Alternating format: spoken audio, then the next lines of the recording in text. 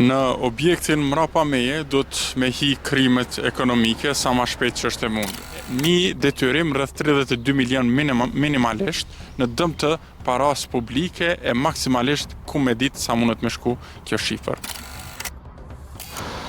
Në objektin mrapa meje do të me hi krimet ekonomike sa ma shpejt që është e mundu. Kjo për shkak që së fundmi në ndërmarrjen publike banesore ka ndodhur një skandal i madh, milionsh, për cilin po duket që hala nuk kemi të vetëdijshëm edhe pse është raportu. Çka ka ndodhur saktësisht? Në vitin 2020 është nënshkruar një rregullore për mi hap rrugë investimeve me investitor privat. Edhe ndërmarrja publike banesore në vitin 2021 ka nënshkruar një kontratë me 3 investitor për disa objekte ndërtimi në një tokë në Lakrisht, për cilën është bërë shumë bujë.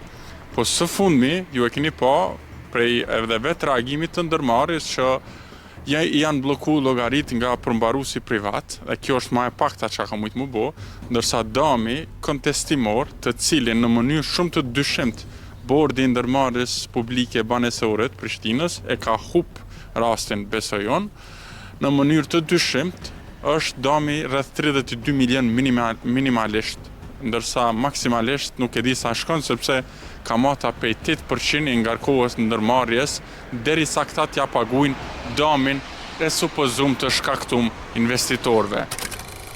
Kjo është parcela në të cilin ishte dashur me ndodhë investimi investitorëve privat e ka qenë në pronësitë e NPB-s, po sipas kontestit gjyqësor, rasti është humbur në mënyrë të dyshimt me që aty theksohen 2 elemente.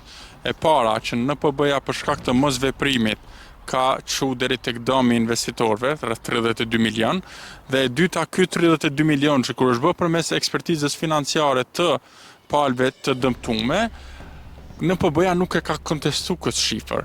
Pra kjo mbetet çështja e mjegullt që duhet me u zbardhë së shpejti, që mos me u keq kuptuar. Nuk po them që këtu është dashur me ndodh investimi, se dhe ashtu na është nxon fryma prej betonit, por kur NPB-ja dhe çdo ndërmarrje publike e merr një obligim përsipër, duhet me qenë të kujdesshëm se çysh i shkojnë deri në fund atij obligimi, sepse tash ka përfundu me një detyrim rreth 32 milion minimalisht në dëm të paras publike e maksimalisht ku me ditë sa mundet me shku kjo shifër.